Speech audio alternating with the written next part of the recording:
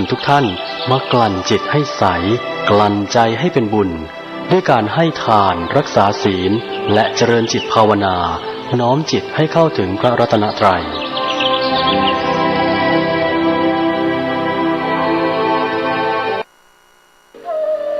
อารามภิกษุณีนิโรธารามขอเชิญพุทธศาสนิกชนร่วมเจริญกุศลในงานสาธยายพระไตรปิฎกและถวายพระพุทธรูปพระพุทธคันธาระสิริมหามุนีขนาดหน้าตัก9 เมตรระหว่างวันที่6ถึง14มีนาคม2566ณอารามภิกษุณีนิโรธารามอำเภอจอมทองจังหวัดเชียงใหม่การสาธยายพระไตรปิฎกคือการสวดหรือการท่องหลักธรรมคำสอนในพระพุทธศาสนาการจัดงานในครั้งนี้เริ่มต้นจากท่านพระอาจารย์นันทยานีได้ฟังเรื่องเล่าจากลูกศิษย์ที่เคยไปร่วมงานสาธยายพระไตรปิฎกที่ประเทศอินเดียแล้วเกิดปิติสุขอิ่มเอิบใจเกิดความเลื่อมใสศรัทธาท่านพระอาจารย์จึงตั้งความปรารถนาว่าจะไปสวดบ้างสักครั้งหนึ่งแต่ก็ไม่มีโอกาสเดินทางไปเนื่องจากอาพาธท่านพระอาจารย์จึงมีดำริว่าจะจัดให้มีการสาธยายพระไตรปิฎก7 วัน 7 คืนในช่วงงานสมโภชพระพุทธรูปองค์ใหญ่แม้ณวันนี้ท่านจากไปแล้วแต่คณะศิษย์นิโรธารามยังคงสานต่อความตั้งใจของท่านพระอาจารย์นันทยานีด้วยการจัดกิจกรรมสาธยายพระไตรปิฎกในช่วงงานสมโภชพระพุทธคันธาระสิริมหามุนีซึ่งนับว่ามีอานิสงส์สูงสุดหาประมาณมิได้เพื่อน้อมรำลึกถึงพระมหากรุณาธิคุณขององค์สมเด็จพระสัมมาสัมพุทธเจ้า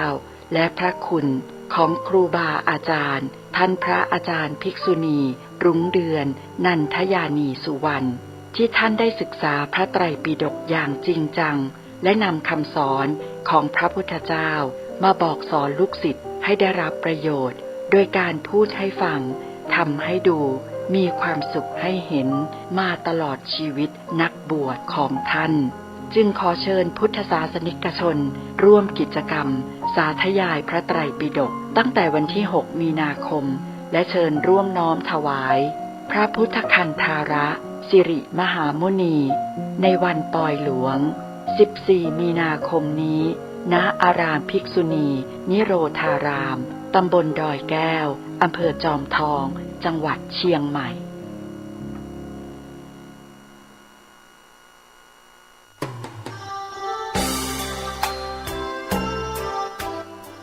ข่าวสารเพื่อการประชาสัมพันธ์ขอเชิญชวนผู้ใจบุญใจกุศลทั้งหลายร่วมทำบุญถวายศาลาปฏิบัติธรรมศาสนวัตถุที่สร้างขึ้นใหม่และบูรณะใหม่ได้แก่แทงน้ำศาลาโรงฉันพุทธรัตนมงคลเจดีย์หลวงพ่อใหญ่ชัยมงคลอุดมโชคหลวงพ่อพระพุทธภาวนาปฏิทิโชคเจดีย์12 ราศีรูปเหมือนหลวงปู่ทวดรูปหล่อท้าวเวสสุวรรณทันใจวัดผาบ่อง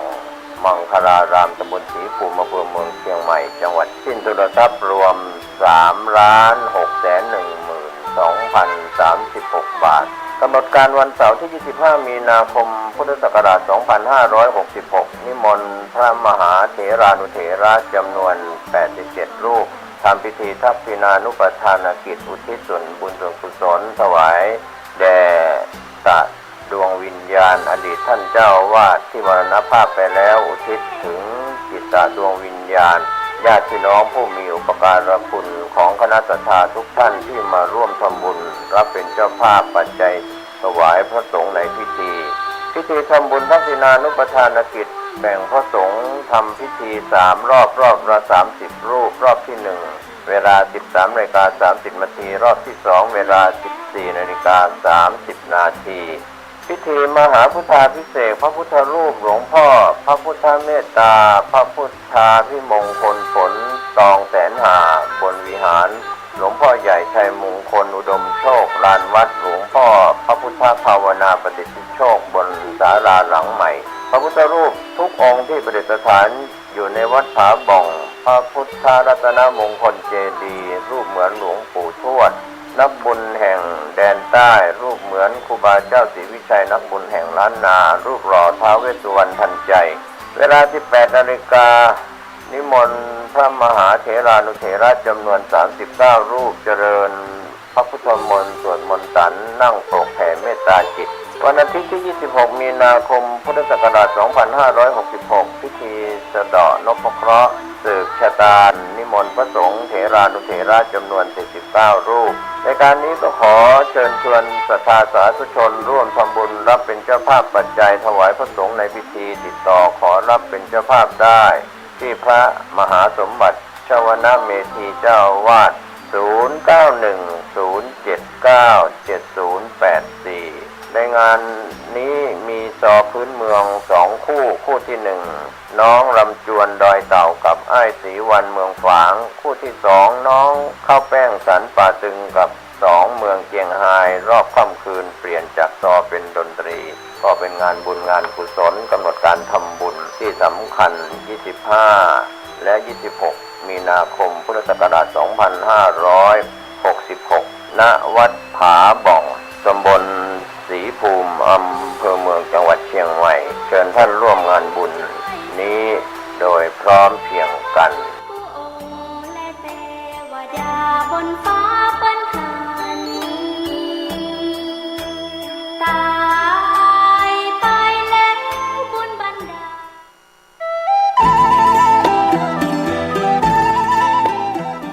ข่าวสารเพื่อการประชาสัมพันธ์ขอเชิญชวนผู้ใจบุญร่วมสร้างทางสู่สวรรค์ตามรอยแห่งท้าวมัคควานเชิญท่านผู้ใจบุญร่วมทำบุญทอดผ้าป่าสร้างถนนคอนกรีตเสริมเหล็กเข้าสู่สำนักสงฆ์เทพนิมิตรบ้านเพียนตำบลเทพเสด็จอำเภอดอยสะเก็ดจังหวัดเชียงใหม่ถนนส่วนที่ขาดงบกว้าง3เมตรยาว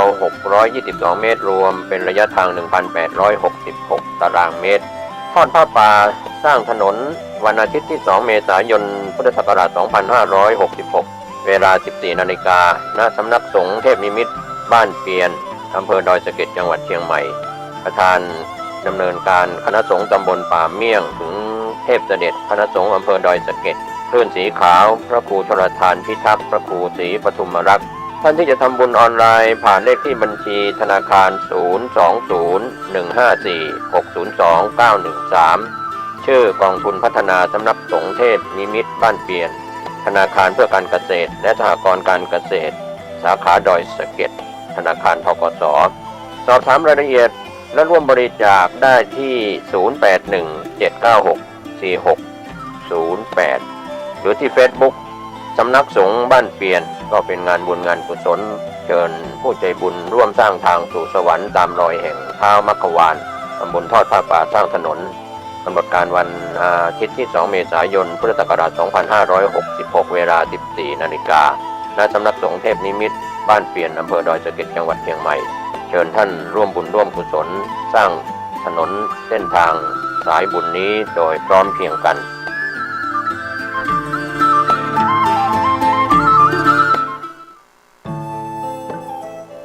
ท่านกำลังติดตามรับฟังสถานีวิทยุกระจายเสียงพระพุทธศาสนาแห่งชาติและสังคม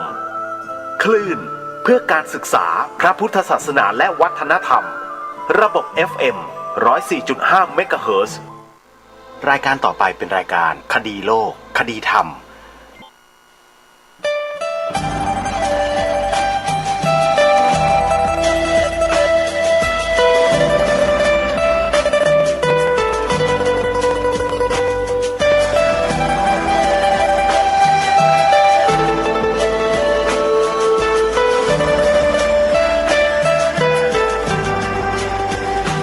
กล้าคิดก็ต้องกล้าทำอย่ากลัวถ้าทำความดีเป็นศึกษาปัญหาให้ทันท่วงทีเมืองไทยจะพัฒนากว่านี้รายการดีๆคดีโลกคดีธรรมขอรำพันบรรยายความคิดเครื่องหมายแห่งสีทั้งสามงามถนัดขาวคือบริสุทธิ์ ศรีสวัสดิ์หมายพระไตรรัตน์และธรรมะคุ้มจิตไทยแดงคือโลหิตเราใสซึ่งยอมสละได้เพื่อรักษาชาติศาสนาน้ำเงินคือสีโสภาอันจอมประชาถ้าโปรดเป็นของส่วนองค์จักริ้วเข้าเป็นไตรรงค์ยิ่งเป็นสีธงที่รักแห่งเราชาวไทยทหารอวตารนำไปยงยุทธวิชัยวิชิตก็ชูเกียรติสยามประเทศไทยที่เจริญมั่นคงมาได้จนถึงทุกวันนี้มิได้เกิดขึ้นจากความหวาดกลัวอย่างพลาดเขลาแต่บรรพบุรุษไทยของเราทุกยุคทุกสมัยล้วนแต่มีความกล้าหาญและชาญฉลาดปกป้องเอกราชสร้างชาติให้เกิดความมั่นคงโดยมีธงแห่งพระไตรรัตน์เป็นเครื่องนำชัยจึงเป็นที่มาที่ไปของรายการคดีโลกคดีธรรมกล้าคิดก็ต้องกล้าทำอย่ากลัวถ้าทำความดีเร่งศึกษาปัญหาให้ทันท่วงทีเมืองไทยจะพัฒนากว่านี้รายการดีๆคดีโลกคดีธรรมรายการดีๆคดีโลกคดีธรรม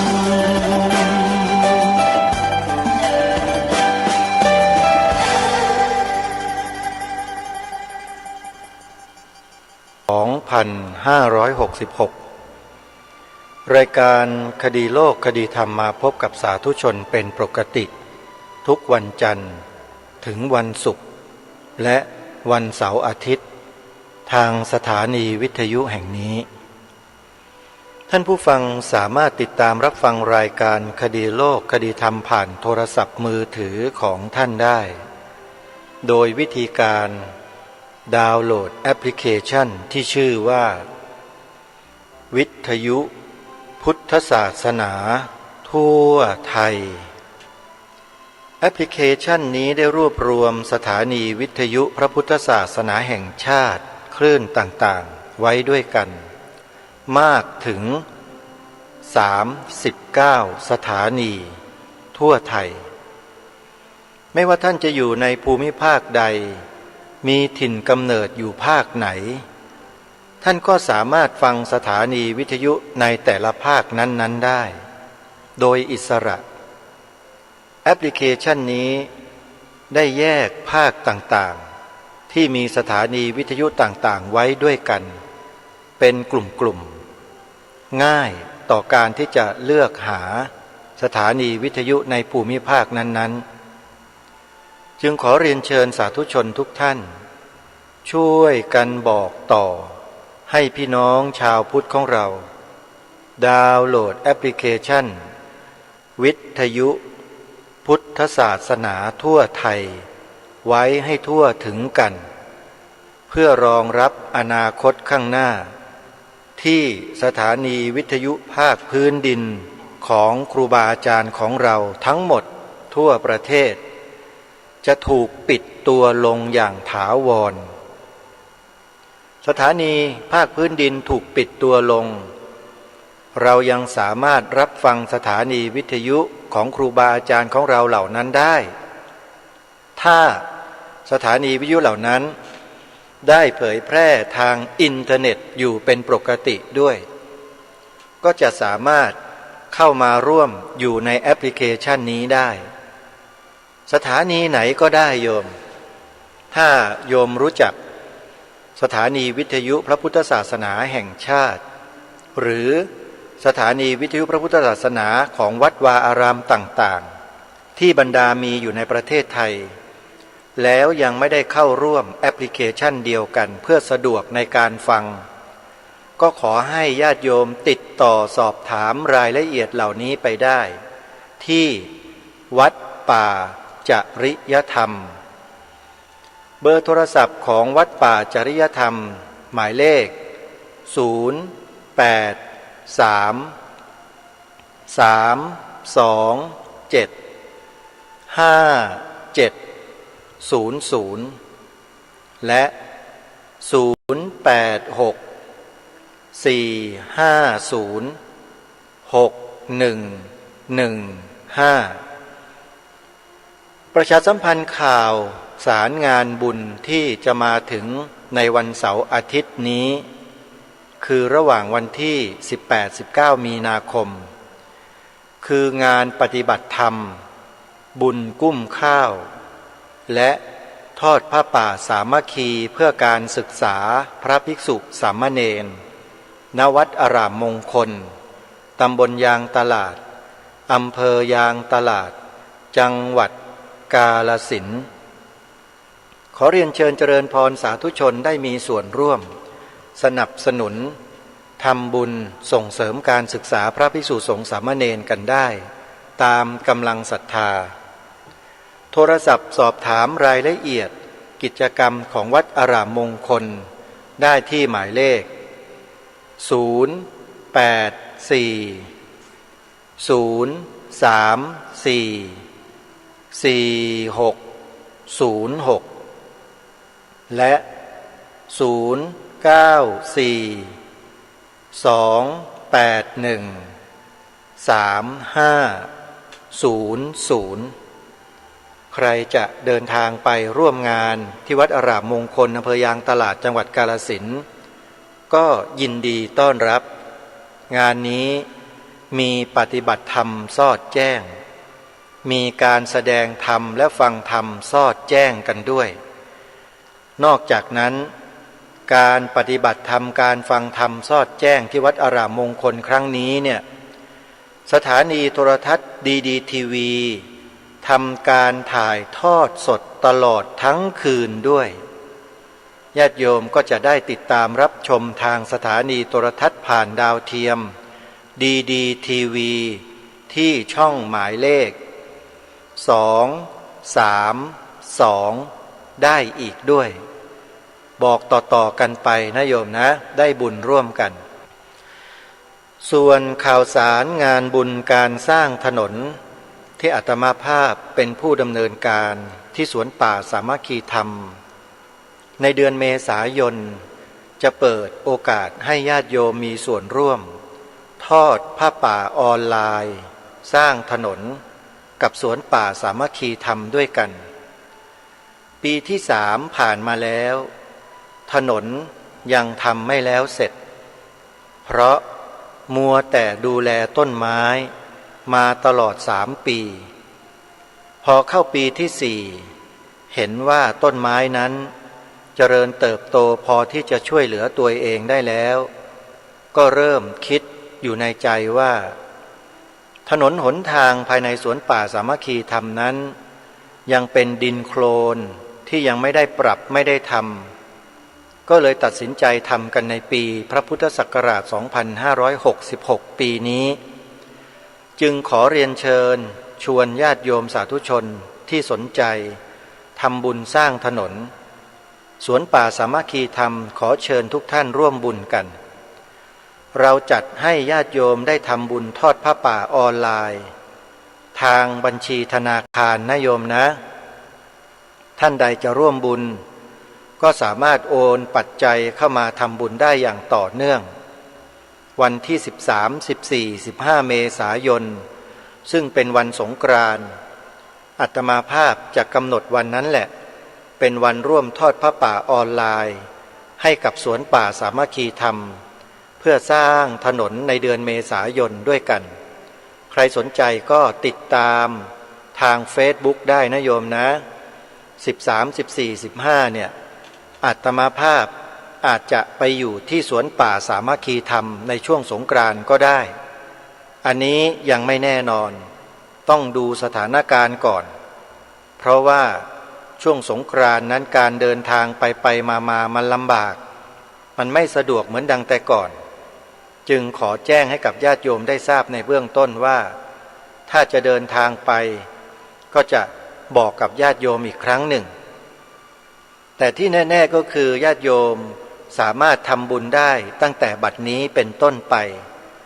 โอนปัจจัยร่วมทอดผ้าป่าออนไลน์สร้างถนนกับสวนป่าสามัคคีทำได้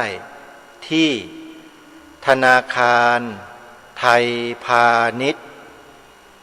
ธนาคารไทยพาณิชย์สาขาบางลำพูเลขบัญชี114214987บัญชีธนาคารไทยพาณิชย์สาขาบางลำพูเลขบัญชี114214987ชื่อบัญชีพระประหลัดนรงฤทธิ์ขออนุโมทนาบุญกับญาติโยมสาธุชนที่ร่วมสร้างถนนกับอาตมาภาพในครั้งนี้ท่านใดมีความสงสัยประการใดหรือจะสอบถามรายละเอียดเพิ่มเติมท่านสามารถโทรศัพท์มาถามได้ที่หมายเลขโทรศัพท์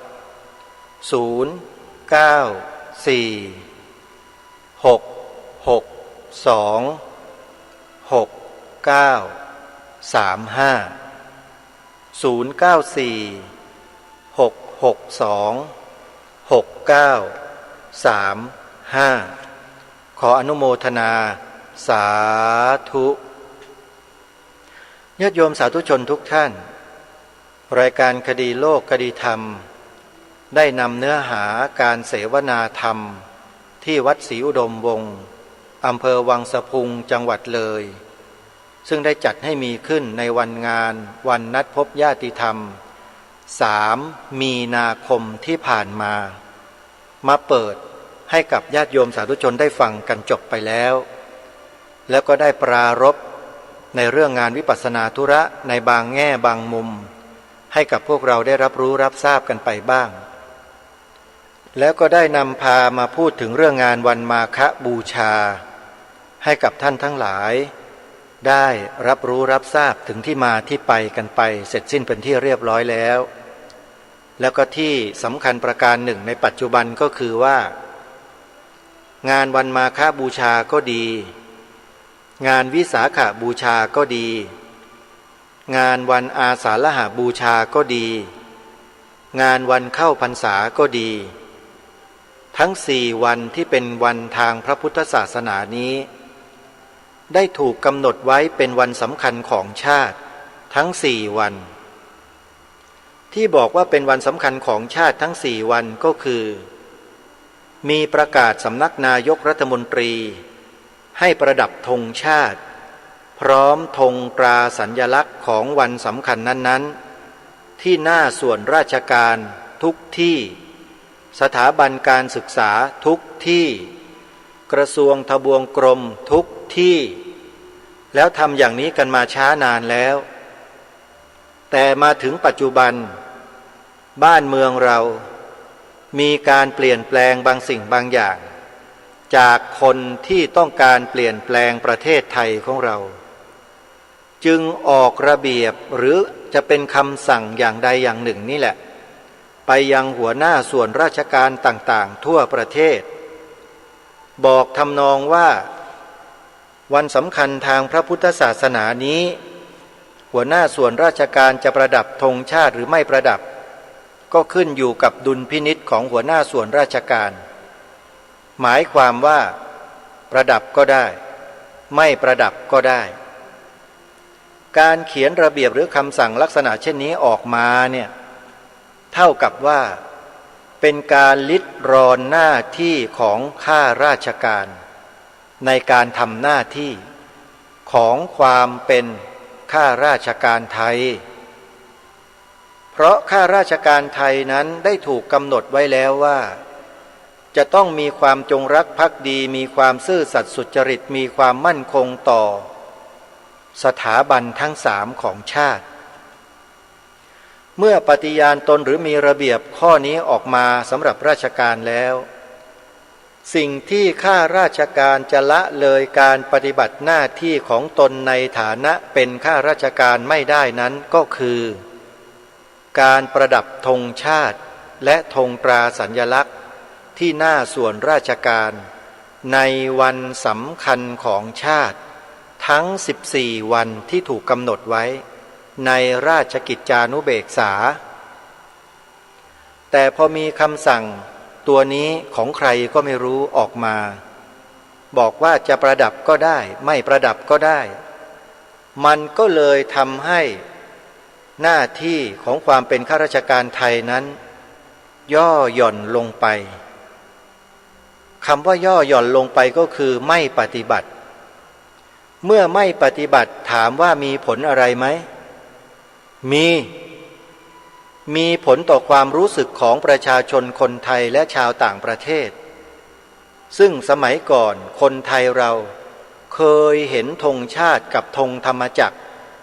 ได้รับการประดับประดาไว้ที่หน้าส่วนราชการอย่างสวยงามเป็นระเบียบเรียบร้อยแสดงให้เห็นถึงความสำคัญของพระพุทธศาสนาในประเทศไทยชัดเจนว่าสำคัญระดับชาติแต่พอคำสั่งหรือระเบียบนี้ออกมาธงธรรมจักรและธงชาติไทยในวันสำคัญทางพระพุทธศาสนาที่เคยประดับอย่างสวยงามเป็นระเบียบเรียบร้อยอยู่ที่หน้าส่วนราชการมันหายไป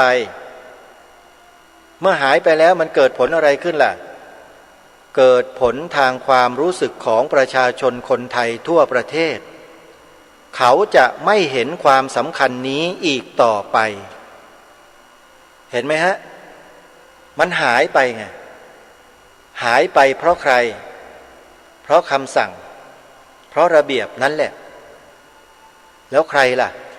เป็นคนออกคำสั่งออกระเบียบนี้มาแล้วทำให้ข้าราชการละเลยการปฏิบัติหน้าที่ของตนที่เคยทำมาใครแปลว่าคนคนนั้นไม่ธรรมดาใช่ไหมนั่นแหละคือใครล่ะอาตมาไม่ทราบแต่มันมีจริงๆจึงทำให้วันมาฆบูชาที่ผ่านมาก็ดีวันอาสาฬหบูชาก็ดีวันเข้าพรรษาก็ดีวันวิสาขบูชาก็ดีที่ได้ถูกระบุไว้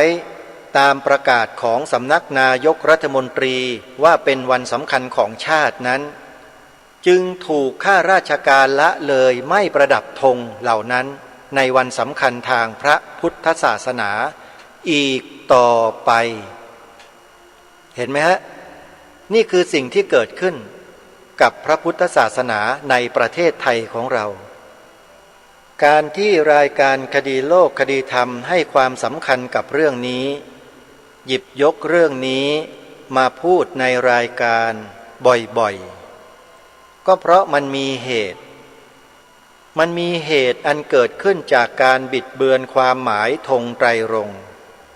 โดยเฉพาะบิดเบือนสีขาวที่หมายถึงพระพุทธศาสนาบิดเบือนอาตมาภาพได้พบเจอหลักฐานที่เป็นข้อมูลเมื่อปีพระพุทธศักราช 2547 เป็นหลักฐานเต็มๆเลยออกโดยหน่วยราชการไทยของเรานี่แหละนั่นก็แปลว่าคนที่เป็นข้าราชการไทยบางคนหรือจะเป็นกี่คนก็แล้วแต่เถอะเริ่มมีใจออกห่างจากพระพุทธศาสนาใช่หรือไม่ถ้าหากว่าไม่มีใจออกห่างคุณจะทำสิ่งนี้ออกมาเพื่อบิดเบือนความหมายสีขาวในธงชาติไทยทำไมคุณทำไมคุณอาศัยอำนาจอิทธิพลอะไรถึงทำเช่นนั้นความหมายธงไตรรงค์มียืนยันไว้อย่างชัดเจนถูกต้องทุกประการแล้วคุณไปทำขึ้นมาใหม่เพื่ออะไรแปลว่าเรื่องนี้เป็นเรื่องสำคัญใช่ไหมคุณถึงมาจับเรื่องนี้ มาเปลี่ยนแปลงเรื่องนี้มาบิดเบือนเรื่องนี้ใช่หรือไม่แล้วคุณก็ลงทุนสูงด้วยใช่ไหมคุณไปตีความกันให้ดีๆนะคำว่าลงทุนสูงเนี่ยอาตมาภาพหมายถึงว่าลงทุนเสียสละตัวเองเพื่อกระทำการเช่นนี้ให้เกิดขึ้นเชียวหรือลงทุนเยอะนะถามว่าลงทุนขนาดนี้เนี่ยได้อะไรหรือเปล่า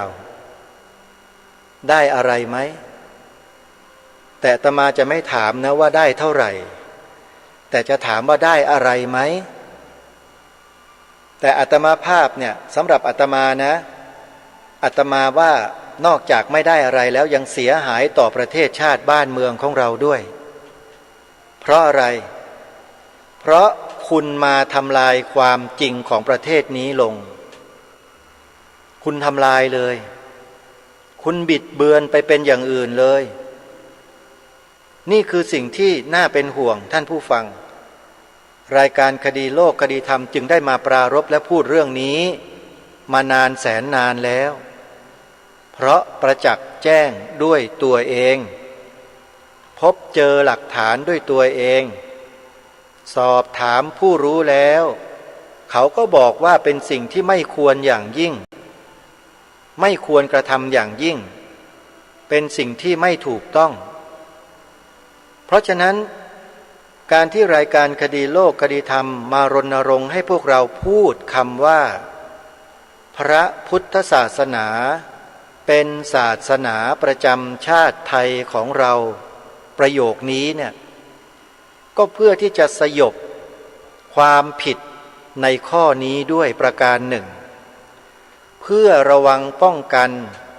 ไม่ให้เกิดการกระทำอันทุจริตอย่างเลวร้ายแบบนี้ขึ้นอีกในอนาคตและเป็นการป้องกันความถูกต้องของประเทศชาติบ้านเมืองให้ยืนหยัดให้มั่นคงถาวรตลอดไปด้วยนี่คือหน้าที่ความตั้งใจมั่นที่ต้องการจะทำสิ่งนี้แล้วจะหาคนอื่นที่เป็นใครก็แล้วแต่ที่จะมาพูดเรื่องนี้ไม่มีเลยตั้งแต่อาตมาภาพบวชพระมาทำรายการวิทยุมา18 ปีนี้เนี่ยยังไม่เคยเห็นพระสงฆ์รูปใดยังไม่เคยเห็นคฤหัสถ์คนใดยังไม่เคยเห็นข้าราชการคนใดยังไม่เคยเห็นนักการเมืองคนใดพูดถึงเรื่องนี้เลยไม่มีทำไมจึงเป็นเช่นนั้นเพราะเขาเข้าไม่ถึงความจริงเข้าไม่ถึงความจริงเลยเข้าไม่ถึงยังไงถามว่าเขารู้ไหมว่าเกิดเหตุการณ์แบบนี้ขึ้นทำไมจะไม่รู้ล่ะอาตมาภาพออกทีวีเมื่อปีพระพุทธศักราช 2553 พูดรายการวิทยุมาตั้งแต่ปีพระพุทธศักราช 2549 ก็พูดเรื่องนี้มาตลอดออกทีวีก็ปรารภและพูดเรื่องนี้มาตลอดถามว่าจะไม่รู้ได้ไหมว่ามีการกระทำอันทุจริตเช่นนี้ขึ้นทุกคนที่ติดตามรับชมรับฟังรู้แล้วเป็นไงเงียบไอ้ที่เงียบนี่แหละที่ทางรายการบอกว่าท่านทั้งหลายเข้าไม่ถึงข้อมูลหรือไม่มีข้อมูลนั่นเองข้อมูลนั้นคืออะไรข้อมูลนั้นก็คือความจริงของความหมายธงไตรรงค์ที่คนไทยทั้งประเทศทั้งพระทั้งโยมทั้งชีทั้งเนรเนี่ยไม่มีความรู้ไม่มีความเข้าใจในเรื่องนี้กันเลยถามก็ตอบกันไม่ได้เลยสักคนแม้แต่นักเรียนโรงเรียนดังๆที่อาตมาภาพเคยไปร่วมกิจกรรมกันมาตั้งแต่ผู้อำนวยการลงมาจนถึงนักเรียนนักศึกษา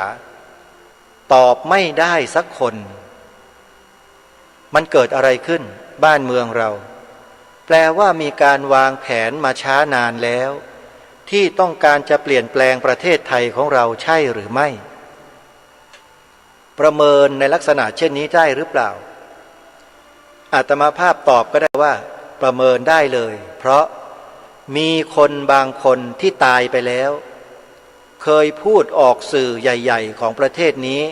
ประกาศออกมาโจ้งๆเลยบอกว่าผมจะเปลี่ยนแปลงประเทศไทยคนคนนี้ถ้าเอ่ยชื่อเอ่ยนามสกุลคนในประเทศนี้รู้จักกันแทบจะทั้งนั้นเลยแต่เป็นคนที่เขาไม่ได้นับถือศาสนาพุทธแล้วก็ตายอย่างปริศนาตายแบบเงียบๆตายแบบที่ไม่มีใครคาดคิดแล้วคนคนนี้พอตายแล้วปรากฏว่าคนไทยจำนวนหนึ่งที่รู้เบื้องหลังเบื้องลึกดีใจที่คนนี้ตายทุกคนต่างก็มีความเชื่อว่าประเทศไทยแผ่นดินจะได้สูงขึ้นแล้วพอหลังจากนั้นมาอีกคนหนึ่งก็ตายอีกพอคนนี้ตายเท่านั้นแหละแผ่นดินสูงขึ้นเป็นโยชน์เลยทีนี้พอแผ่นดินสูงขึ้นปุ๊บปรากฏว่ามีอะไรมันงอกออกมาต้องให้คนบางคนเนี่ยออกมาพูดความจริงในเบื้องหลังของคนที่ตายสองคนนั้นเหล่านั้นแบบโจ่งแจ้งแบบหมดเปลือกแบบล่อนจ้อนเลยเห็นไหมฮะคนเรานั้นถ้าไม่ได้กระทำสิ่งที่ผิดเอาไว้ให้กับบ้านกับเมืองเนี่ยคนก็จะออกมาวิพากษ์วิจารณ์จะออกมาประจานไปเพื่ออะไรล่ะมันไม่ได้ประโยชน์อะไรสำหรับคนคนนั้นเลยแต่ที่เขาต้องทำก็เพราะว่าเขาเห็นชัดเจนว่าคนคนนี้คนพวกนี้ทำอะไรกับประเทศชาติบ้านเมืองนี้เอาไว้คนนั้นเขาเห็นเขารู้เขาจึงออกมาเปิดเผยพอเขามาเปิดเผยเสร็จเขาก็เผยแพร่ด้วยทางโลกโซเชียลเราเองพอมีความรู้ความสามารถที่จะเข้าไปเปิดดูได้เราก็ไปเปิดดูทาง YouTube เขาเผยแพร่กันอยู่ทาง YouTube ญาติโยม Facebook ก็มีอาตมาภาพก็เคยบอกไปแล้วว่าให้ดูอย่างนี้ชื่อนี้นะบอกไปหลายครั้งแล้วแต่ก็ดูเหมือนว่าบางคนก็สนใจบางคนก็ไม่สนใจทำเป็นไม่รู้ไม่ชี้แต่ความไม่รู้ไม่ชี้ของท่านนั่นแหละ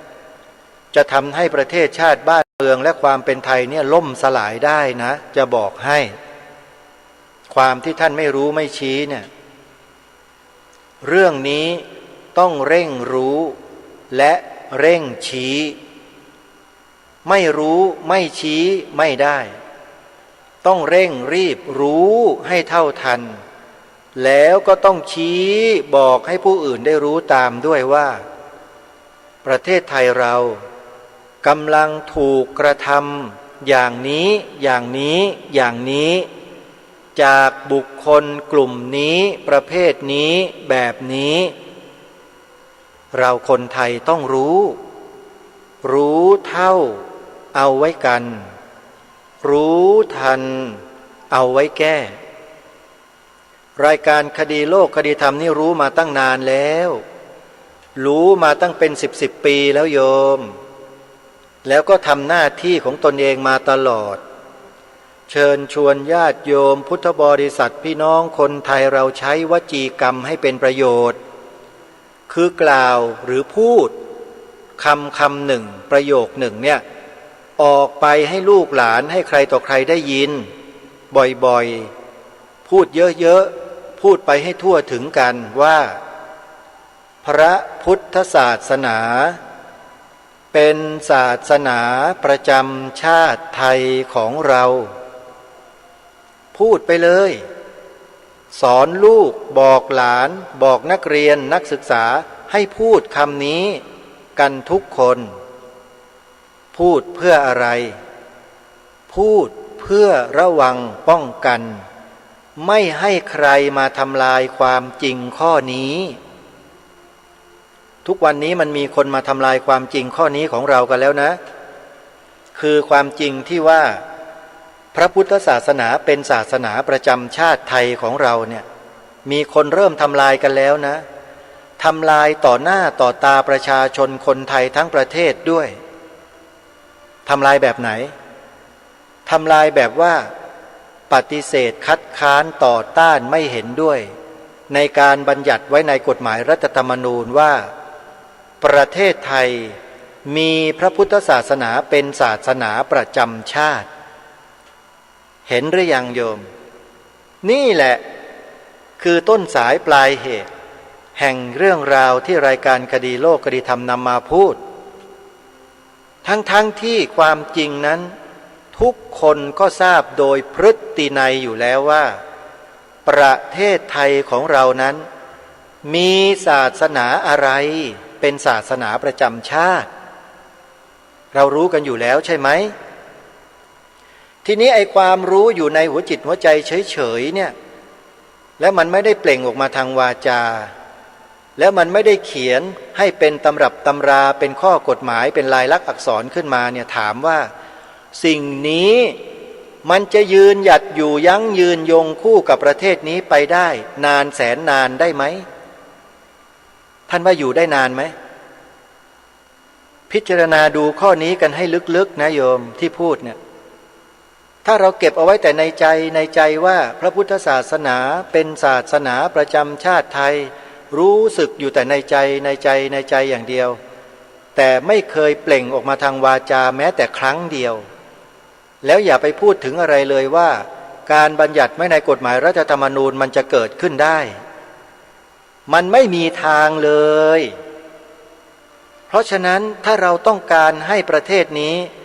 มีพระพุทธศาสนาเป็นศาสนาประจำชาติไทยไว้ในรัฐธรรมนูญอย่างถูกต้องตามกฎหมายตามความเป็นจริงของประเทศเราแล้วเราต้องกล่าวด้วยวาจาตั้งแต่บัดนี้เป็นต้นไปว่าพระพุทธศาสนาเป็นศาสนาประจำชาติไทยของเรากล่าวได้ไหมโยมถ้ากล่าวได้จะเป็นบุญของประเทศนี้อย่างยิ่งถ้ากล่าวไม่ได้ก็จะเป็นบาปกรรมใหญ่ของประเทศนี้ในอนาคตอย่างแน่นอนเพราะถ้าเราเก็บความจริงของประเทศไว้แต่ในหัวใจเก็บไว้แต่ในหัวใจใครไปใครมาเราก็ไม่พูดไม่ออกปากพูดความจริงให้เขาฟังว่าประเทศไทยเรามีศาสนาอะไรเป็นศาสนาประจำชาติคนเหล่านั้นก็จะเลยผ่านไปไม่เกิดความรู้สึกนึกคิดอะไรไม่มีความรู้สึกอะไรเลยความเป็นศาสนาประจำชาติหายไหมหายไหมโยมหายก็มันไม่มีปรากฏอยู่ในหัวจิตหัวใจใครแล้วเนี่ยดูอ่านเห็นก็ไม่มีแล้วคำพูดวาจาที่จะเปล่งออกมาให้เขาได้ยินก็หมดแล้วอะแล้วความรู้สึกว่าพระพุทธศาสนาเป็นศาสนาประจำชาติไทยมันมีอยู่ตรงไหนล่ะในใจก็ไม่มีแล้วเห็นไหมล่ะเข้าใจหรือยังท่านผู้ฟังว่าทำไมจึงต้องให้กล่าวการออกเสียงให้ดังๆให้ผ่านสถานีวิทยุผ่านสถานีโทรทัศน์ผ่านไมโครโฟนทุกที่ทุกหนทุกแห่งท่านหาทางพูดออกมาเถอะคำนี้ทำยังไงก็ได้พูดแล้วมันกลมกลืนกับสถานการณ์ที่เป็นอยู่ที่ท่านยืนอยู่ณที่ตรงนั้นพระพุทธศาสนาเป็นศาสนาประจำชาติไทยของเราพูดเลยแล้วท่านเชื่อไหมว่าถ้าเราช่วยกันพูดคำนี้ออกสื่อออกวิทยุออกโซเชียลเน็ตเวิร์กออกทีวีออกอะไรก็แล้วแต่เถอะบ่อยๆเยอะๆมากๆเนี่ยมันมีคนบางประเภทมันอดรนทนอยู่ไม่ได้มันจะตายมันดิ้นชักดิ้นงอเลยแหละมันร้อนรนโยมเพราะไอ้คนพวกนี้ประเภทนี้เนี่ยมันต้องการทำลายความเป็นจริงของประเทศไทยของเรามาอย่างต่อเนื่องยาวนานแล้วมันลงทุนใช้งบประมาณไม่รู้มหาศาลเท่าไหร่มันคิดจะทำลายคำนี้มานานแล้วและมันก็ใช้ระยะเวลาเป็นร้อยปีกว่ามันจะมาถึงจุดนี้ได้เนี่ยแล้วอยู่รายการคดีโลกคดีธรรมไปเห็นเข้าไปรู้เข้า แล้วก็นำมาตีแผ่มาบอกญาติโยมรณรงค์ให้ญาติโยมกล่าวคำนี้โยมลองคิดดูสิว่ามันอกแตกตายกันไปกี่คนแล้วเนี่ยคนพวกนี้ลองคิดดูจริงๆไม่ได้โกหกคนประเภทนี้มีอยู่จริงๆทีนี้อาตมาภาพเนี่ยเป็นคนที่ไม่ยอมคนง่ายๆอะไรที่ผิดแล้วกูไม่ยอมล่ะพูดกันง่ายๆภาษาพ่อขุนรามเลยแต่ถ้าสิ่งใดถูกต้องยอมทุกอย่างแต่ถ้าผิดแล้วยังไงก็ไม่ยอมไม่ได้เรื่องสีขาวในธงชาติไทยเนี่ยอาตมาภาพยอมใครไม่ได้ทั้งนั้นที่จะมาตีความเป็นอย่างอื่นนอกเหนือไปจากพระพุทธศาสนาเท่านั้นใครแปลเป็นศาสนาอื่นไม่ได้ไม่มีหลักฐานไม่มีประวัติศาสตร์ของประเทศนี้รับรองแถมองค์พระบาทสมเด็จพระจอมเกล้าเจ้าอยู่หัวรัชกาลที่4แห่งกรุงรัตนโกสินทร์ของเราเนี่ยตรัสไว้ความตอนหนึ่งชัดเจนเลยทรงยืนหยัดในความถูกต้องนี้ให้แก่พวกเราไว้แล้วว่าพระนครนี้เป็นถิ่นที่ของคนนับถือพระพุทธศาสนามาแต่เดิมไม่ใช่แผ่นดินของศาสนาอื่นคนที่ถือศาสนาอื่นมาแต่อื่นก็ดีอยู่ในเมืองนี้ก็ดีจะโทมนัสน้อยใจด้วยริษยาแก่พระพุทธศาสนาพระบูชาอันนี้ไม่ได้ด้วยไม่ใช่เมืองของศาสนาตัวเลยถ้าโทมนัสก็ชื่อว่าโลภล่วงเกินไปนี่คือพระราชดำรัสขององค์พระมหากษัตริย์รัชกาลที่4ในสมัยนั้นเนี่ยพระราชดำรัสของพระเจ้าแผ่นดินถือเป็นกฎหมายสูงสุดของประเทศเพราะฉะนั้นถ้าเทียบกับในสมัยนี้ก็คือกฎหมายรัฐธรรมนูญนั่นเองนั่นก็หมายความว่าพระองค์ท่านได้ทรงตรากฎหมายนี้เอาไว้เรียบร้อยแล้วตั้งแต่รัชสมัยของพระองค์ท่านว่าประเทศนี้เป็นประเทศพระพุทธศาสนาไม่ใช่แผ่นดินของศาสนาอื่นชัดเจนไหมข้าราชการ3เหล่าทัพแม่ทัพนายกองทั้งหลายชัดเจนไหมท่านผู้พิพากษาศาลทั้งหลายชัดเจนไหมฝ่ายตุลาการฝ่ายบริหารฝ่ายนิติบัญญัติชัดเจนไหมท่านพูดให้ท่านทั้งหลายได้ฟังด้วยแล้วท่านเองก็มีลมหายใจมีชีวิตก้อนเนื้อรูปนามขันธ์5เหมือนกับอาตมานี่แหละไม่แตกต่างกันนะไม่แตกต่างกันเลยท่านคือคนอาตมาภาพก็คนเหมือนกันท่านมีความคิดอาตมาก็มีความคิดบรรพบุรุษของท่าน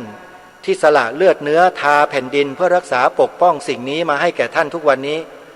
ก็มีลมหายใจมีชีวิตรูปนามขันธ์5เหมือนกับท่านเหมือนกันเพราะฉะนั้นเราทั้งหลายทั้งปวงที่ขึ้นชื่อว่าเป็นมนุษย์มีศักดิ์เหมือนกันหมดโดยธรรมชาติแต่โดยสมมุติแล้วท่านเป็นคนที่ทำให้มันเกิดความแตกต่างกันขึ้นมาธรรมชาติไม่ได้สร้างสิ่งนี้แต่มันสร้างขึ้นโดยการปรุงแต่งของจิตของมนุษย์ที่ไปสร้างมันขึ้นมาไปสมมุติมันขึ้นมาว่าเป็นอย่างนั้นเป็นอย่างนี้แต่แท้ที่จริงไม่มีนี่พูดธรรมะนะอาตมากำลังพูดธรรมะก็ขอให้ทุกท่านยอมรับความจริงข้อนี้กันเดี๋ยวจะหาว่ารายการนี้พูดธรรมะไม่เป็นเมื่อทุกคนคือธรรมชาติที่เหมือนกันแล้วเนี่ยถ้าคิดจะทำอะไรพูดอะไรนึกคิดทำอะไรก็แล้วแต่เพื่อให้มันเป็นประโยชน์ต่อชาติบ้านเมืองต่อสังคมส่วนรวมแล้วเนี่ย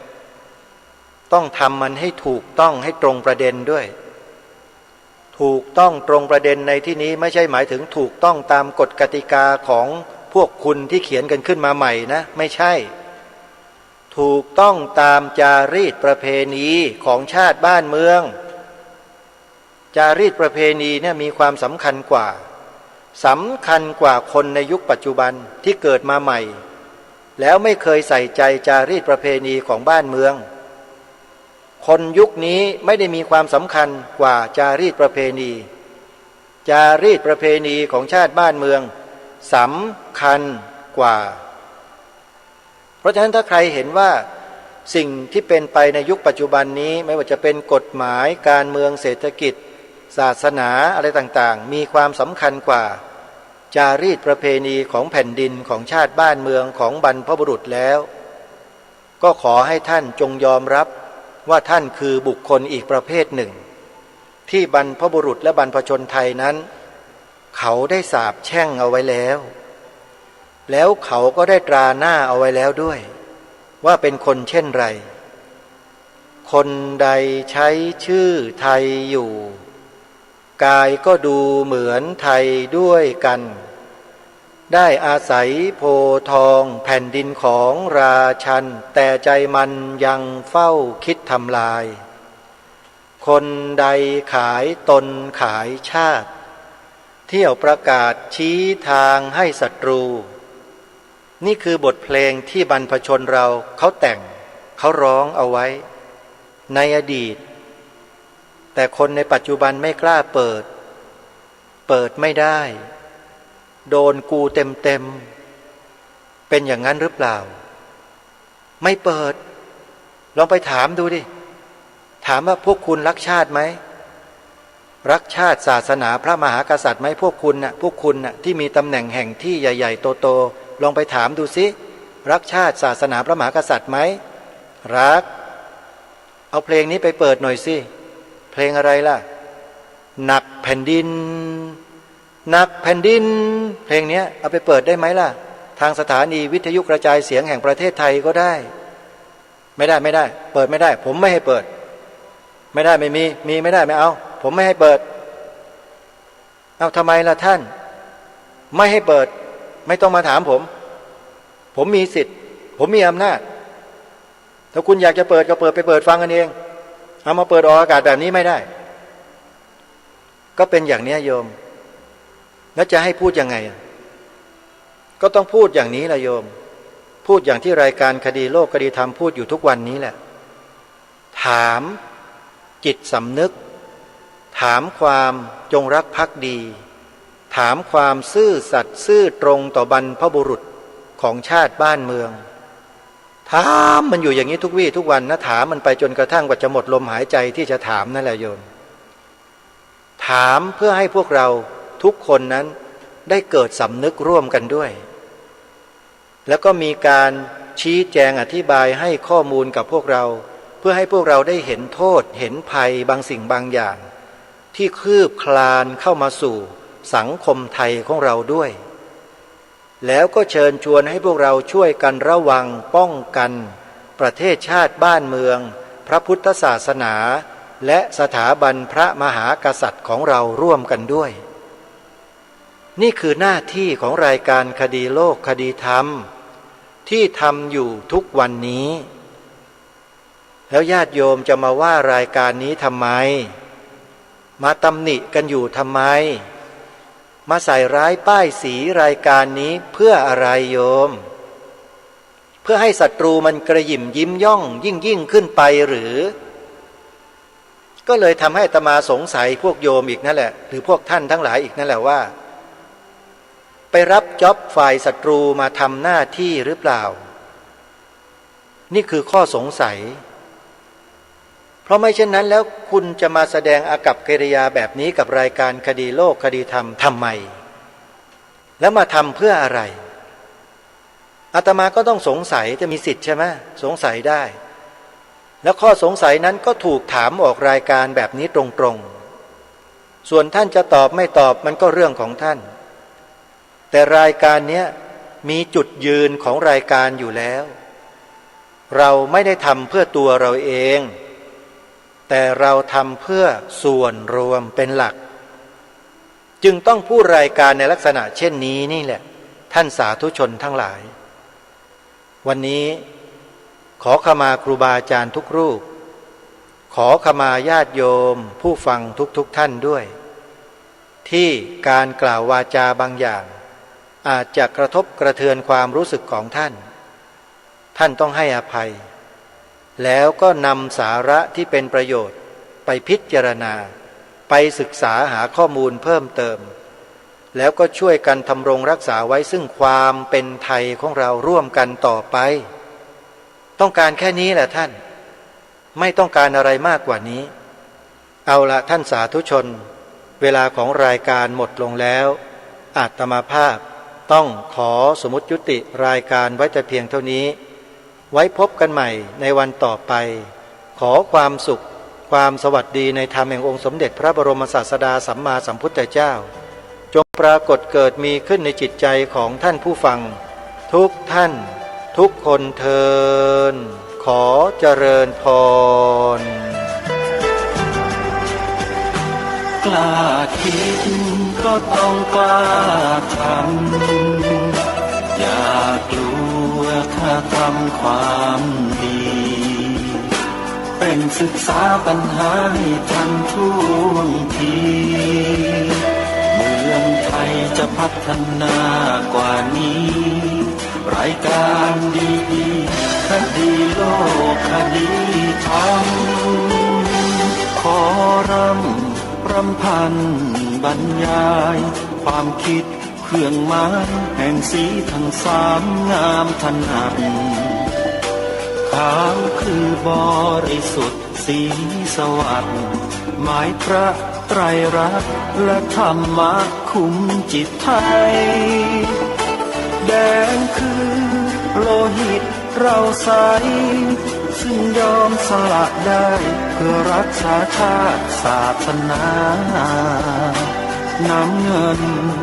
คือสีโสภาอันจอมประชาพระโปรดเป็นของส่วนองค์จับริ้วเข้าเป็นไตรรงค์จึงเป็นสีธงที่รักแห่งเราชาวไทยทหารอวตารนำไปยงยุทธวิชัยวิชิตก็ชูเกียรติสยามประเทศไทยที่เจริญมั่นคงมาได้จนถึงทุกวันนี้มิได้เกิดขึ้นจากความหวาดกลัวอย่างคลาดเขลาแต่บรรพบุรุษไทยของเราทุกยุคทุกสมัยล้วนแต่มีความกล้าหาญและชาญฉลาดปกป้องเอกราชสร้างชาติให้เกิดความมั่นคงโดยมีธงแห่งพระไตรรัตน์เป็นเครื่องนำชัยจึงเป็นที่มาที่ไปของรายการคดีโลกคดีธรรมกล้าคิดก็ต้องกล้าทำอย่ากลัวถ้าทำความดีเป็นศึกษาปัญหาให้ทันท่วงทีเมืองไทยจะพัฒนามลพิษทางน้ำของพระองค์ในการใช้ธรรมชาติเป็นเครื่องมือท่านกำลังรับฟังสถานีวิทยุสาธารณะจังหวัดเชียงใหม่คลื่นพัฒนาคุณภาพชีวิต FM 92.25 เมกะเฮิรตซ์บริหารและจัดการโดยวัดป่าแดงมหาวิหารส่งกระจายเสียงจากเลขที่71หมู่ที่14บ้านใหม่หลังมอตำบลสุเทพอำเภอเมืองจังหวัดเชียงใหม่